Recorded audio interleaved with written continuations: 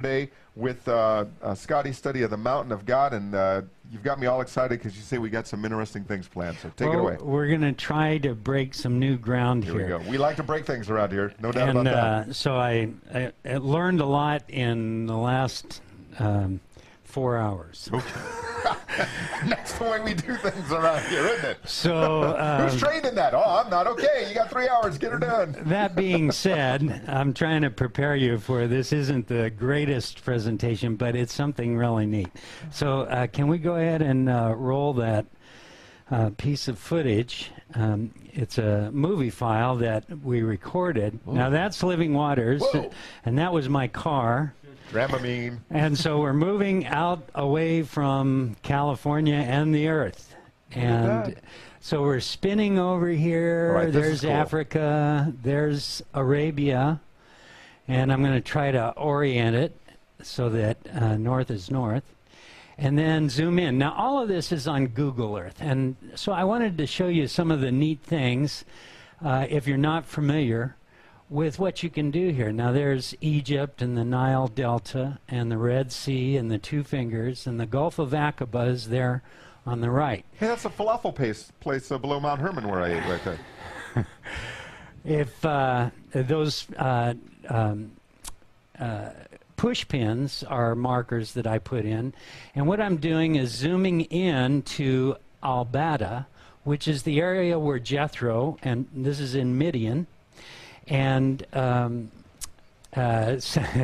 Danny held up a sign, needs seat belts. Please keep your hands and feet in the car at all times. If you zoom in far enough, you see these little bubbles, and you can click on that, and this is a panoramic that you can actually go into. What? And this is the Well of Moses. And so then once you get in there, you can pan around. That's the actual spot. Yeah, that's the spot. No way. Saudi Arabia Tourism Group did this, and so that's the well. And it's been there for thousands of years, I believe. And it's just fascinating. You could spend time there. So this is coming back out. And again, we're in Midian, and that's where Jethro and Moses would have tended sheep and flocks. And he was in this area when he came across the mountain of God, Horeb, or the Almond Mountain is also it's called. And it's up there on the upper right. So you see that other push pin. I'm going kind of far, because I don't have control of this thing yet. You're a new test pilot. Yeah. Seatbelts on. Here we come back in. Now, this is the Mountain of God. And this is the area where it is. And there's a lot of evidence here. Well, as you zoom in, you start seeing these little dots in there. And you can click on them. Now, that's pictures of the altar of God. And people have posted these at those locations. Now that's the Mountain of God, or one of the possible sites. I have to say possible sites because you're going to see a lot, but if you go there and explore, you'll see it. Now they're kind of in the middle above that circle that you see. We're going to zoom in closer, and it's amazing how much detail is in these. But you begin to see that area that's shaped kind of like a loose L, yeah. And that's the altar of Moses, supposedly, that's been marked out. And when you get in... I'm sorry, Scotty, is that the one? Okay, can you pause it there? I've seen some documentary. Is that the one where there's some inscriptions on the side of the altar? Is there yes. Yes. Okay. Well, there's another altar that's where they looks like they built the golden calf. Oh, that yeah. And it's got calf inscriptions on the rocks. Wow. But this is the place. Go ahead and move it forward. What I wanted to say is you can get close and look at this in a 3D image. And once you get a handle on the controls, which you can see I didn't, but you can start to move around along the terrain and zoom in and zoom out and actually get an idea for what the terrain is like there. And we're sitting here in California in Bellflower, and that's in Saudi Arabia, and that's Mount Sinai up there at the top. Don't tell easy, because this probably would have been a lot cheaper than actually taking all Going of us to Israel. Well, except for all of Carol's pictures That's and true, all the absolutely, footage that yes. Eddie and the rest of us Yeah. shot. I think here in a moment I'm going to click on one of the pictures. Oh, that's that calf altar Okay. there. And but I wanted to show you, so up there is Mount Sinai where we think it was, and there is these two huge rocks with an almond tree in the middle of the rocks. And so if the camp of Israel, that's it there, the two huge rocks, and in the center of those rocks is this bush. It's an almond tree. And so if Wow. Moses was up there, And that's at the top. yeah, and the children of Israel were down at the bottom, they could see all that was going on. Wow. And they could hear the voice of God and the thunder and lightning.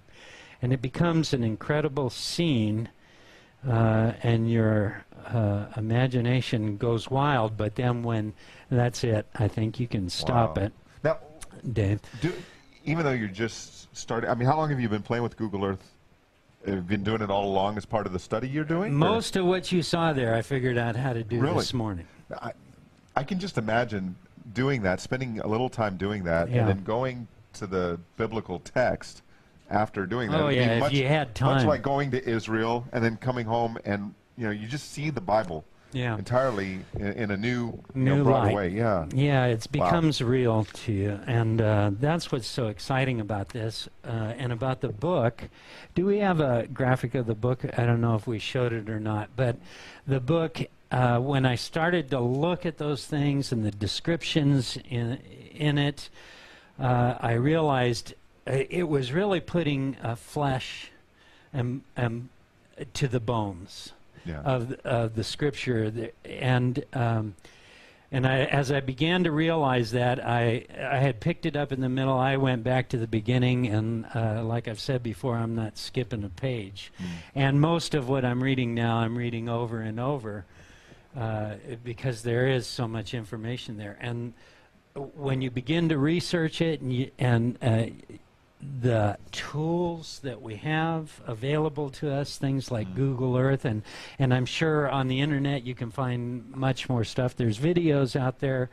I think Ron Wyatt is his name, the Indiana Jones of biblical archaeology, and other people have also gone before us in this area. It becomes it can take up all your time.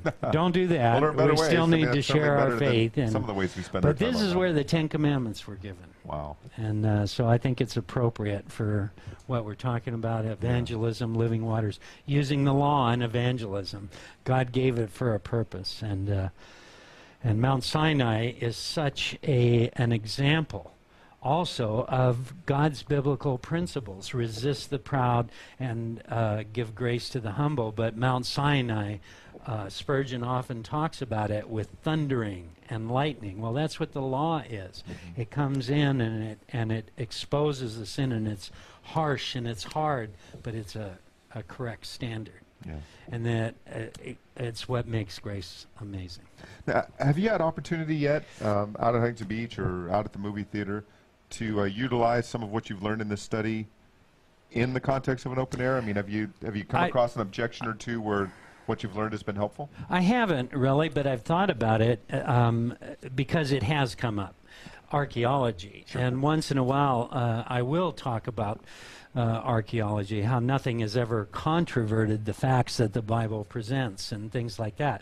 But now I have a much deeper pool to reference, and talking about Sinai and evidence, and hey, those places are still there. Go on Google Earth, and There you go. And I can't wait to say those things. They just haven't come up yet. All right.